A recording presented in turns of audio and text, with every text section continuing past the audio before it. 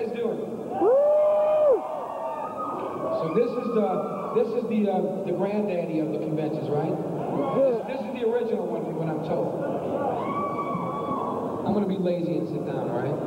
I'm trying to wake up and just have some coffee here, some coffee. We only have about half an hour, so let's get started.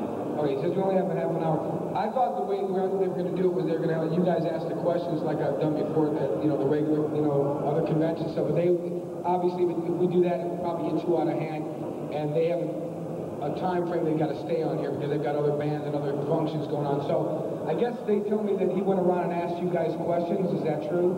That you want to ask? I did. He did? Why would I lie? Well, we'll give it a whirl. If it's not working, we'll try it your way then, all right?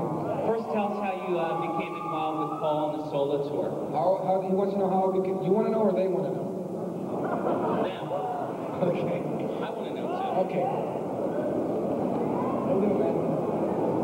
Are you eight? Right? That's what I thought, man. I didn't recognize you without your makeup. He wants to know how, or you guys want to know, I guess, how I became involved with Paul Stanley on his solo tour. And I had never met anybody in KISS before working with Paul in 1989. And I was in New York, actually here, recording a record with a band called Badlands. And somebody, oh, you guys remember them, huh? It's been a while. But let me move this down a little bit. We were doing a record, and one of the guys that played bass on that tour, a guy named Dennis St. James, Dennis was managed by the same people. He came into the office one day and said, hey, I'm doing this tour with Paul Stanley, but we don't have a drummer. What's Eric doing? And they said, well, he's done with his drum tracks. He's just going to go home and hang out for a couple months. And he said, oh, well, he should come and play with Paul. I'll tell him about him. So he mentioned my name to Paul, and Paul asked a few people, and they called me at the studio and said, hey, Paul wants to meet you. So I went down to the KISS office when they used to be in Manhattan. On that top floor, I forget where it was, but I was staying at a hotel right around the corner. And I went there and met with him, and we just talked for a while, and he seemed real cool. And he just said, well, I'll let you know, and he didn't say anything. And then that night I'm in the studio, and our A&R guy, Jason Flom from Atlanta, comes in, and he says, oh, I hear you're going to be playing with Paul Stanley. I go, what are you talking about? He goes, I just saw him at the China Club. He said, you're playing drums with him on a solo tour. So he told people before he even told me that I was doing it. And that's how I met Paul, and from there on, I worked with them. And when Eric Carr unfortunately got sick, they asked me to do that God Gave Rock and Roll to You song. And from there, I ended up playing on the Revenge record, and the rest is history. Tell us about the first session, recording session with KISS. What was that like for you, and how KISS goes about recording? Did they give you a lot of input in how to play, or it was just left up to you? Well, the first recording thing was Gotta Get Rock and Roll to You. Paul called me up and said, Eric Carr's sick, and we got to do this soundtrack, and we have to have it done. Can you just come in and play drums? So I went down, we rehearsed the song with Bob Ezrin. We basically just kind of worked it out, the arrangement, because I don't know if anyone knows, that song was originally done by a group called Argent on an album called In Deep back in like '72. And when Paul called me up, he said, we're doing this song called God Gave Rock and Roll to You. I go, oh yeah, I know it. I had the album. I had the record before. So we just went in and made up our own. That's why it's called God Gave Rock and Roll to You 2, because they changed some of the lyrics and we changed the arrangement around. And so we just worked it up, went in the studio and cut it, and it was real easy to do. They're pretty easy in the studio. Had you met Eric Carr prior? I only met Eric Carr twice. Once when I played with Paul at the Ritz on a solo tour. He came to the show, and I remember it was a funny thing because I was wearing a Led Zeppelin shirt, and I didn't know Eric used to always wear Led Zeppelin shirts on stage. I never knew this because I'd never met him. I hadn't seen him in the band before. And I had a shirt on. He comes up and he goes, Paul, this is Eric. This is Eric. He goes, hey, you got my shirt on. That's the first thing he said. And, but no, he was real cool. And then I met him at the Hot in the Shade show. They played in LA at the Long Beach Arena, and I went to see KISS on the Hot in the Shade tour. And he was a real nice guy, but I didn't really ever get to know him, unfortunately. But from everyone I've ever talked to that knows him, he said he's like one of the sweetest guys you'd ever want to know. He was a great guy, And it's a shame what happened because he was too young, Revenge is considered by a lot of people to be KISS's best studio album in a long time. Tell us about the sessions for that, and also working... What about the one that wasn't released? Some people say... Some people say that was the better one, even though it's... I'm going in chronological. Which one you guys like better? The newest one or Revenge? I'll ask you about that later, but tell us about Revenge first and working with Bob Ezrin. What was that like? Oh, Bob Ezrin's like a nutty, he's like a mad scientist, like a nutty professor. And he's really great because he's a real producer in the true essence of the word. A lot of guys say they're producers and they just are engineers, you know. They're good at getting sounds, but they're not real musicians that really contribute ideas. And Bob Ezrin, if you listen to like, especially Destroyer, you can really see his influence. Listen to the records before or after Destroyer, and you can hear how different the arrangements and the whole concept of the record is. He really brings a lot to the party. And even if you especially listen to Alice Cooper records, all the old Alice Cooper records like $1 Billion Baby, School's Out, Killers, Love It to Death. I mean, after I worked with Bob Ezrin, I went back and listened to those Alice Cooper records, and then it made more sense to me. I really was able to appreciate how much he really contributed to those songs. Did he share any cool Kiss stories working with them on The Elder and Destroyer with the band, or you?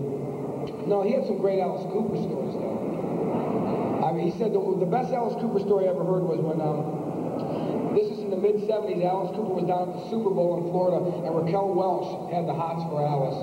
And she wanted to jump his bones really bad, and Alice didn't want nothing to do with her.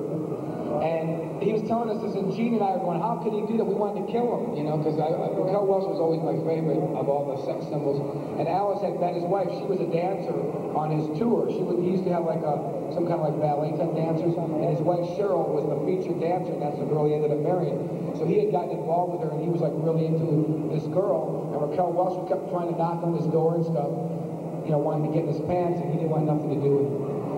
When you joined Kiss, it seems the set list got a lot better. It seemed the songs got a bit more diverse, and it wasn't the same show and the same tour, the same set list. Did you have any input with that? Because I heard that you kind of prompted the band to try to do some different songs. Well, I always liked more heavier music, so I always tried to get them to play all the early stuff, like off the first 3 records, because those to me are the best Kiss records. You know, Hotter Than Hell, Kiss, and Dressed to Kill. And there's more heavier stuff on there, so I would always try to say, hey, play this one. You know, I have to admit, I'm probably the only person that ever played Kiss that had the unique perspective of being a fan at one time as a kid growing up, and then playing with them. None of the other guys ever had that kind of same, you know, situation. So I had a kind of a perspective of what you guys like and what you guys want. And I'd say, hey man, these are the cool songs to play. You know, like She and Rock Bottom. I tried to get them to play Rock Bottom for like 2 years before they finally started doing it. Paul would say, nah, and I'd say, no, that's a great song. People love that song.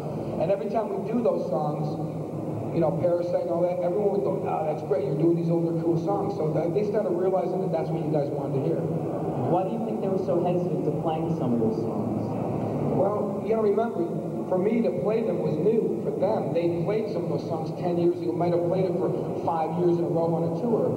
You know, you play some of the same songs, you know, like Rock and Roll All Night or Strutter now for 25 years. I mean, you know, you do it for 100 shows or more on a tour. After a while, they're kind of like, I've had enough of this song, let's, you know, lose it.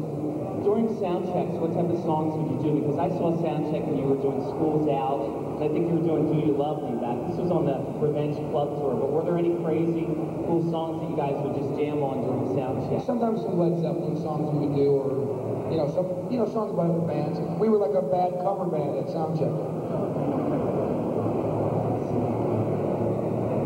Is that Led Zeppelin? Are you sure? No, this is a George Harrison type of Indian symbol. Oh, this is that Zeppelin 4 Zopho thing down there.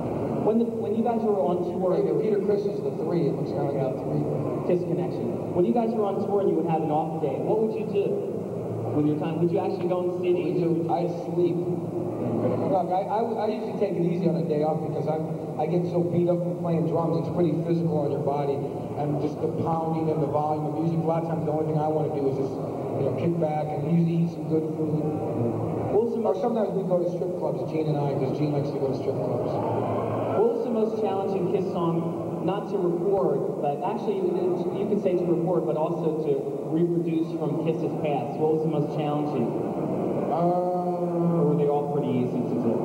I know this always sounds funny to people, but I always thought the hardest song for me to play was Rock and Roll All Night, because that was more like a Chuck Berry-ish kind of song, and you know, like 50s kind of feely rock and roll, and I never grew up on that kind of music. So just from not a technical point, but from a feel point of view, it was always kind of a little awkward for me to play. It took a while for me to get used to it, but none of the songs were technically that hard to play. How about on record with Kiss that you played on? Were there any that were a little more challenging than the others, or not really? Or that you feel best exemplify your style the best? I don't know, like Hate was kind of tricky sounding, the beat's kind of tricky. If you actually saw me playing it, then you would understand it. A lot of times things don't look as hard as they are. Tell us about the Alive 3 record. A lot of people speculated that there's some overdubbing on that, because it sounds almost like it's a little too perfect. You tell me. Any truth to that? I think you guys are smart enough here, and you can add 2 and 2, and I know when you come up with 4, I know I come up with 4, so do your math. I think you figure it all out. Tell us, okay, we're going to talk about Carnival of Souls. Was that what the title of the record? Or no, there was no title. You guys named it Carnival of Souls. I mean, Gene has a habit of like saying things that when, you know, that he's going to do this or do that, and all of a sudden we go, oh yeah? You know, he tells things before he even talks it over with anybody. That's just, you know, Gene likes to talk, you know. And so one of the titles, they were thinking about calling it Head or Carnival of Souls, but Carnival of Souls was an actual song title. There was a song that we did as a demo for that record, but it never got recorded. So for some reason, people saw that and in turn started calling it the album Carnival of Souls, but it never had a title. But I guess it does now.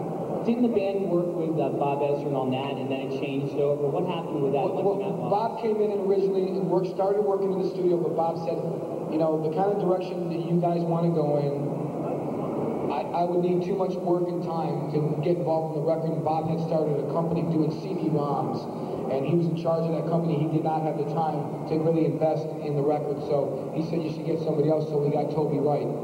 What was the band's approach? Because it's a very unique sounding album. It has elements of a very modern Alice in Chains, Soundgarden, a real hard approach. No kidding. Yeah. I mean, what was the inspiration? Was that? Well, you know, all the band. The funny thing about music is when you go and see bands, or they come and see you. Let's say a lot of bands say they're influenced by Kiss, but you go and see bands. And anytime you go and listen to any music, if you like it, you're influenced by it, whether you want to admit it or not. So everything kind of goes full circle. The bands that Kiss influenced, they in turn became influenced by. And I know Gene and Bruce especially were getting into a lot of bands like Stone Temple Pilots and Alice in Chains, and Gene was really liking like Smashing Pumpkins. And so if you're listening to this stuff, you can't help it. Even if it's not conscious, you can't help but somewhat be influenced by it. Do you think even lyrically, the songs aren't all about the boy-girl type of thing? You know, there's everything from Childhood's End, which a lot of people thought was about Kurt Cobain. Yeah, that was about one of Gene's friends, I think as a kid or something. Yeah, but I mean, the lyrics aren't just the regular Kiss lyrics. I mean, it seems, Paul writes about his son, I think, on I Will Be There. Well, you know, the thing is funny about life, as you experience life, you learn to have a different perspective on things, so hopefully, in turn, that comes out in your lyrics. I mean, you're not always in 1973 or 74. You know, we're not 25 forever. You're 25 for 1 year of your life. You're only 26 for 1 year. So every year you add more experiences that you can draw upon. And when you do lyrics, eventually, hopefully you get a little more depth. And I think in some ways there was a little more depth lyrically in some of those songs. How long did it take to record the album? Was it pretty? It was pretty quick. That was probably the quickest Kiss did a record in the last 15 years from what they said. I mean, there was a lot of work and time doing demos before we actually got in the studio, but once we got in the studio, it was done in like 2-3 months. Do you like it better than Revenge? Do you think it's a better record? Different. I can't say it's different. You know, it's like, you know, I always tell people, you vote by your participation. You know, like people always say to me, what do you think of this? What do you think of that? How do you think it would do if it came out? You know, you guys decide. If you like something, you buy it. If you don't like it, don't buy it. That's the way I always say. You know, vote through your participation. You know, because I know a lot of people keep saying, well, they keep putting out all these compilation records. You know, don't buy them if you don't. You know, if you don't like it, don't spend your money on it. You know, wait till you get something that you want. You know, it's your money, your dime. I want to ask you about a couple songs. The Jungle is one of the best songs on the record. Any memories of The Jungle? Not really. Any favorites? What are your favorite tracks? My favorite song is I like Hate the best. I like heavy stuff, so I like any of the more heavier things. I actually, have you guys heard the song that Bruce did? Because I know a lot of the bootlegs didn't have that song. Some people have it. That song was kind of cool because I thought it was, what? No, it's called I Walk Alone. That song's not called Tell Me. It's called Master and Slave. It's not called Tell Me. He says Tell Me in the lyrics. Oh, I know. Well, I'm just I'm giving you the right information. Just trying to help you. Have you heard from the band whether it's going to come out? Because they keep saying it is going to come out. Hey, you know something? Right now, it wouldn't make sense to put a record like that out when they're doing a makeup tour and the emphasis is on that and on the past. Why would they do something that you know, they can't play those songs, and it wouldn't make sense to go and, you know, incorporate that kind of stuff right now. But I know that they're using at least Hate for that Spawn soundtrack, and I heard that they're going to use another song as well. So there's supposed to be 2 songs from that album on the Spawn soundtrack. So I think that's in like June or July comes out, the movie. But I don't really know. I've only heard it through rumor. I probably know less about what's going on with anything about that record than you guys. I mean, I really don't know. I wish I could tell you. But hopefully, I would imagine, put it this way, the record company will probably put it out in some form at some time because they pay them for it. So, you know, if you paid for something, you would want something in return. So I know the record company, they want to get some money back out of it, so I'm sure they'll put it out at some point. But right now, it doesn't make sense. How do you promote it, you know? What? What? How much did the record company pay for it? Ask Gene. Tell us about the KISS conventions. What was that like? And it seemed like a lot of hard work. It wasn't like you were there to do a show. You were there for about 6 or 7 hours. It was a lot of work, especially for me and Bruce, because we'd get there early, we'd do like a drum thing and a guitar clinic thing, and then Gene and Paul would show up on a later flight.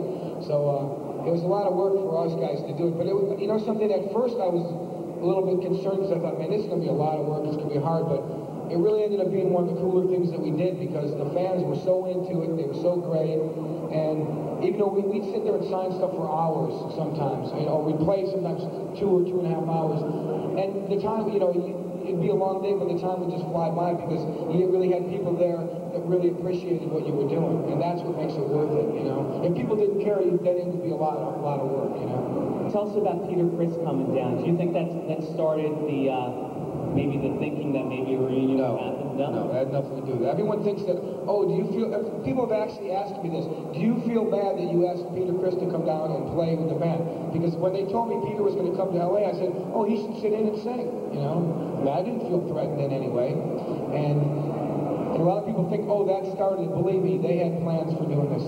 That was not something that something that was a revelation that day, believe me. They had plans prior to that? Oh, do I know this for a fact? No. Do I imagine that? Yes. I mean, you guys know, you guys know how it works. How impromptu were the acoustic sets? Well, did you have a basic set and then the... Well, we had basic songs that we were going to do, and then we would try to, as you noticed, try to play songs that people wanted to hear. And sometimes, unfortunately, you know, they got 20-something albums. There's no way that I or Bruce could know all those songs, and especially Gene and Paul couldn't remember a lot of the songs themselves, and they wrote them. So we did the best we could, but I think for the most part it went over good, and everybody seemed happy. Did you guys dig it when we did those? Yeah. I mean, we had a good, like, once we got into, you know, once we got used to it, it was a great time. The first few times it was a little difficult because we had to get used to playing with acoustic guitars and unplugged. It was a whole different animal. But as we got used to it, you know, the final result was the MTV Unplugged, and I think it came off really cool. I mean, that to me was one of the coolest things I got to do while I was in the band. And I really thought it finally showed people without makeup and smoke and mirrors that, you know, we could actually play half decent, we could sing half decent, you know. Whose idea was that? Did MTV come to you guys about that? Well, they had heard about the buzz, and they came to one of the shows in Detroit to check it out, and then they decided they wanted to do something with it. You know? So it was because of you guys and your buzz that you created. They kind of, you know, we all know how MTV is. You know, they suck. So basically, well, it's not even MTV. You know, there's no music. It's all game shows and stupidity. But hey, what are you gonna do? But because of you guys showing support, you know, they'll jump on something if they think that it's got a buzz or it's going to be cool. And you guys showed them that it was cool, you know.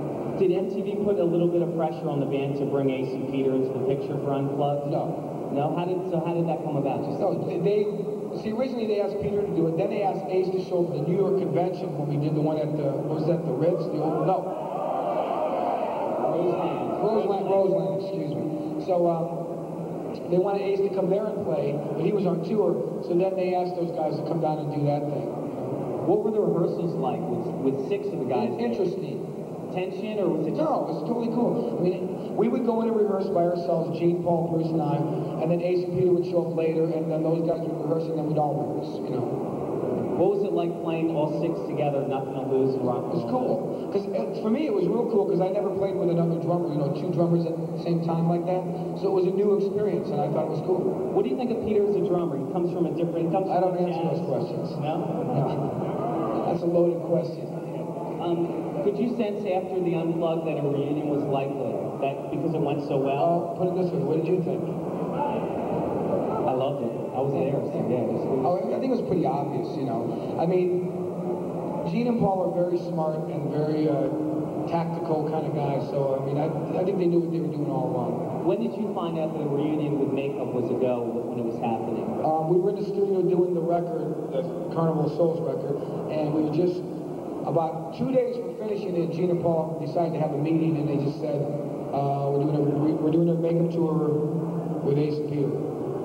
And that was it. Yeah. Did you think that you would continue with Kiss, or did you think maybe the writing was... I kind of knew that was, I mean, my honest opinion, I knew right then, I said this is the beginning of the end, for me at least. And I knew it. You and Bruce, I think, went to a show, right? At the Yeah, in LA last August. What was that like? like? The 24th of it. What was it like to see him back in... It was cool. Well, it wasn't the same. I saw them in 74 and 75. So my memories of Kiss is that, you know, and it's not the same.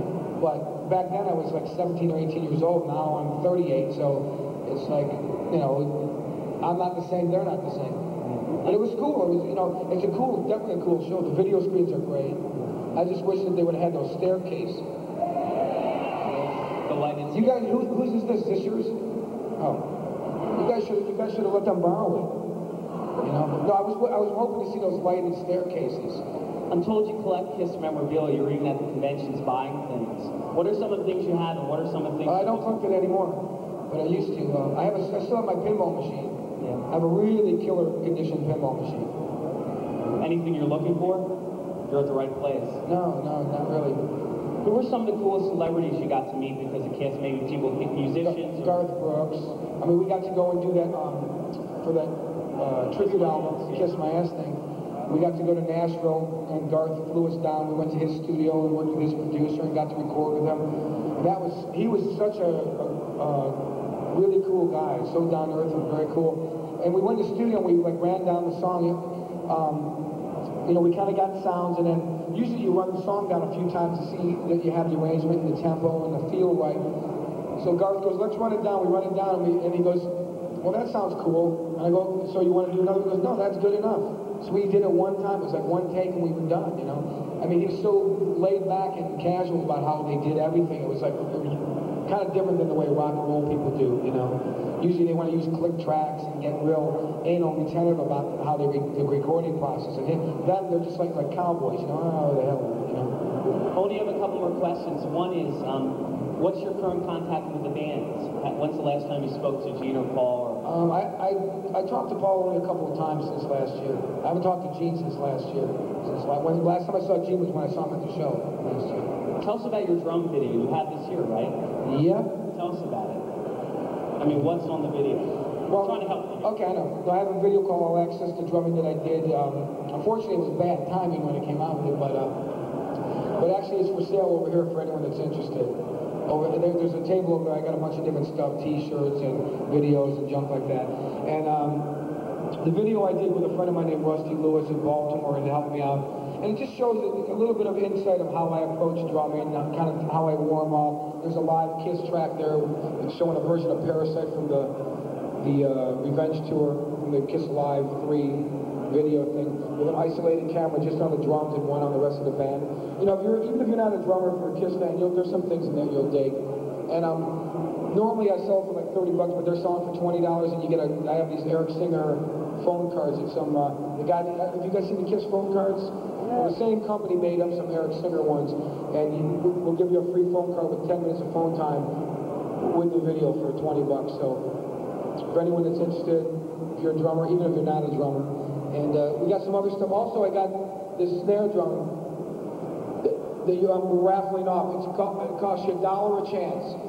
So for $1, you can win a chance to win it. I had a custom snare drum made, a silver sparkle, kind of matching the kit that I had on the last tour. And on the convention tour, I had a silver sparkle kit, so that kind of matches it. And we had some drumsticks, they're black ones. Remember the convention tour, they were raffling off black sticks with silver logos and all that? So we'll give you a pair of sticks and a drum and a snare drum for $1 chance. So go over and check out the table over there. See my friend Russell. He looks like a baked potato, right? Gene spoke about recently, I think it was in Metal Edge, that there could be revolving KISS lineups, or maybe another lineup will come back. Would you and Bruce consider, or at least would you consider going back to the band if they said, hey, let's do some You know, I always say this, it's like the same rules that Gene and Paul have always said, never say never. I mean, that's not what I want to do, but I would never rule it out because, you know, tomorrow's another day and you never know what's going to happen, you know? The last question is, what you're doing now, I've heard you're working with Gilby Clark. Well, what I'm doing with Gilby is just, we have a fun band. We have a band that we go around and just do, we actually just do all old cover songs of bands that we liked as a kid growing up, like Mott the Hoople, Queen, Sweet. You know, we do like a lot of cool, more 70s, like from 70 to 75. And we do this with Phil Susan, who used to play with Ozzy. This guy, Ryan Loxley, plays guitar. He plays with Alice Cooper now. And Gilby and myself, we all take turns singing. And we just do it for fun. And the name of it, we call it Don't Touch Grandpa, is the name of the band. And we play in Phoenix and Las Vegas. Actually, we're playing next week. We're playing in like Reno, Nevada. I think San Francisco and Fremont, California. We're just doing a couple different gigs. But we just go out and do it for fun when all of us can because, you know, everyone's in different things. So, what else are you doing musically? I'm going to be at the Cleveland Kiss-A-Rama on June 1st, and I'm going to do a couple drum clinics. Like I think one before in Huntsville, Alabama, and one the week after in Youngstown, Ohio.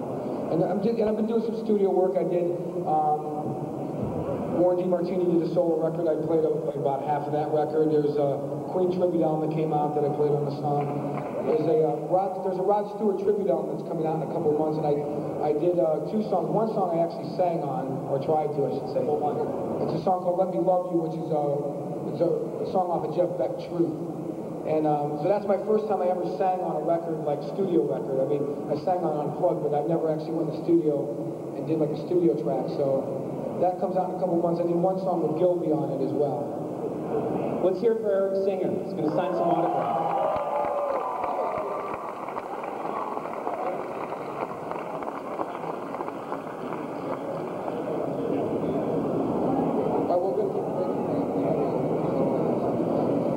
I'm going to take a break for about 5 minutes. I guess they're going to sit me up down here in the front so you guys can, if you guys want some, you know, get stuff signed, you're more than welcome. And I'll see you face to face. Give me about 5 minutes, okay?